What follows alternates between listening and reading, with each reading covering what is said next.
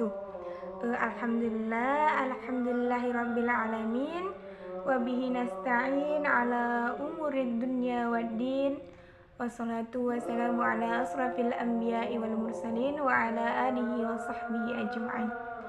Baiklah, pertama-tama dan yang paling utama, marilah kita panjatkan puja dan puji syukur kita kehadirat Allah Subhanahu wa Ta'ala, yang dimana Allah telah memberikan kita nikmat kesehatan, nikmat iman, dan nikmat kesempatan, supaya kita masih melaksanakan kegiatan kita seperti biasanya. Baiklah, salawat dan salam marilah kita hanturkan ke ruh junjungan alam, yakni baginda Nabi besar Muhammad sallallahu alaihi wasallam. Allahumma salli wa sallim wa barik alaih. Baiklah, langsung saja perkenalkan, nama saya Rosni Maha. Saya mahasiswi dari Sekolah Tinggi Ilmu Tarbiyah Hamzah Pansuri, Subulu Salam Aceh, Prodi Pendidikan Agama Islam, mata kuliah Sejarah Peradaban Islam, dosen pengampu Bu Sabarita Banurea MA. Baiklah, langsung saja saya akan menjelaskan sedikit tentang makalah yang sudah kami susun yang berjudul Pengertian dan Pokok Pembahasan Sejarah Peradaban Islam dan Periode Rasulullah. Baik, pengertian sejarah dan peradaban Islam. Sejarah peradaban Islam adalah cabang ilmu sejarah yang mengkaji tentang peristiwa penting yang dialami umat muslim terdahulu. Sejarah peradaban Islam berasal dari 3 kata, yaitu sejarah, peradaban, dan Islam.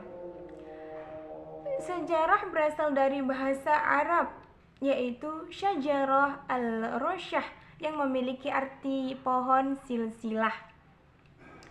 Kata silsilah tersebut berarti bahwa cerita sejarah berbentuk rangkaian beruntun dan bersambung-sambung antara satu dengan yang lainnya.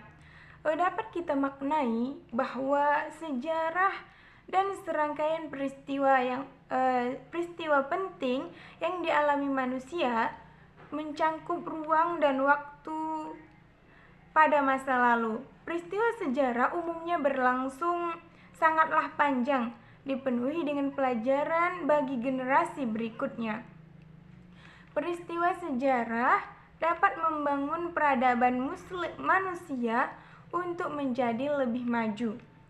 Peradaban berasal dari kata adab yang artinya sopan, kesopanan, kehalusan, dan kebaikbudian seseorang. Baik, peradaban adalah sebagai suatu bukti tentang kemajuan dan perkembangan budaya dari masa ke masa. Sedangkan Islam adalah agama samawi yang diturunkan oleh Allah Subhanahu wa Ta'ala kepada manusia melalui utusan-utusannya, yaitu Nabi Muhammad sallallahu alaihi wasallam, dengan pedomannya yaitu Al-Quran dan hadis. Mempelajari sejarah peradaban Islam amatlah penting.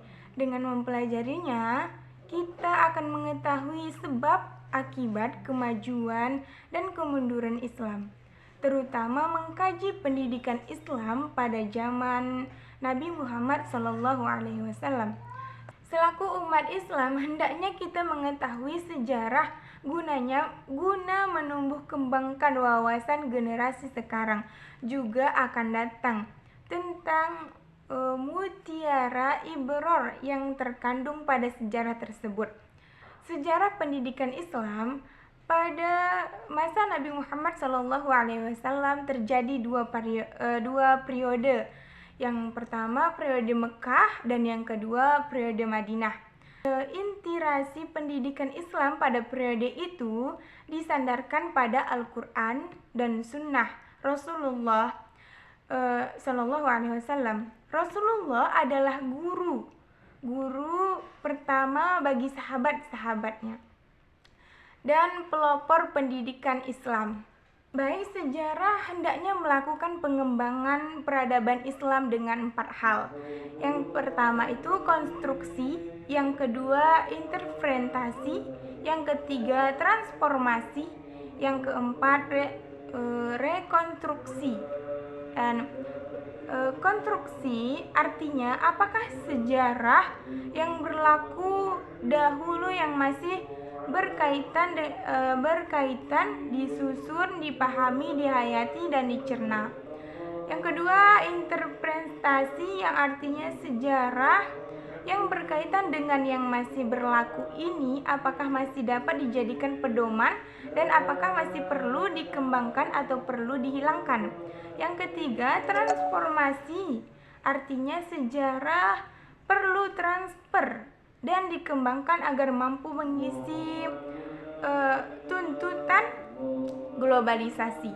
Yang keempat, rekonstruksi artinya melakukan konstruksi ulang secara runtut dan sistematik agar keserasian dan kesesuaian dengan zaman, bahwa tuntutan global hendaknya mampu menyediakan model peradaban Islam dengan tujuan mampu menghadapi masalah lokal dan global.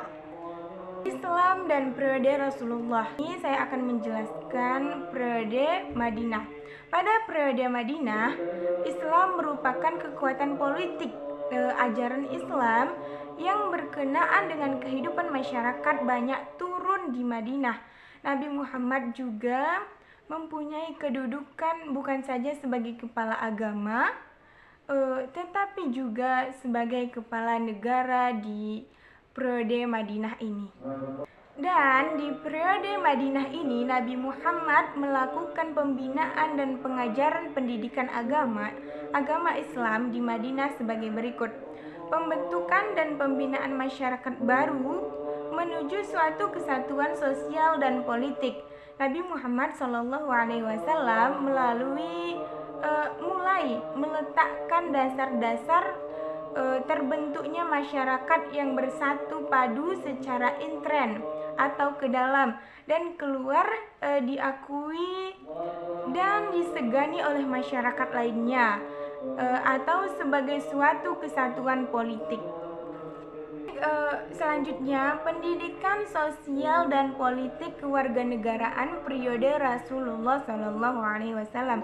Pada masa itu adalah pokok-pokok pikiran yang terkandung dalam konstitusi Madinah, yang dalam prakteknya diperinci lebih lanjut dan disempurnakan dengan ayat-ayat yang turun selama periode Madinah. Tujuan pembinaan adalah agar secara berangsur-angsur pokok-pokok pikiran institusi Madinah diakui dan berlaku bukan hanya di Madinah saja, tetapi luas di kota lainnya, baik itu di dalam bangsa Arab maupun di dalam kehidupan bangsa-bangsa di seluruh dunia. Adapun garis besar materi pendidikan anak dalam Islam yang dicontohkan Nabi Muhammad SAW dalam surat Luqman ayat 13 sampai dengan 14 sebagai berikut. Yang pertama itu pendidikan tauhid, yang kedua pendidikan sholat, yang ketiga pendidikan adab dan sopan santun dalam bermasyarakat, yang keempat pendidikan adab dan sopan santun dalam keluarga, yang kelima pendidikan kepribadian seseorang, yang keenam pendidikan kesehatan, yang ketujuh pendidikan akhlak. Kesimpulannya adalah sejarah peradaban Islam adalah cabang ilmu sejarah yang mengkaji tentang peristiwa-peristiwa penting yang dialami umat muslim pada zaman Rasulullah SAW.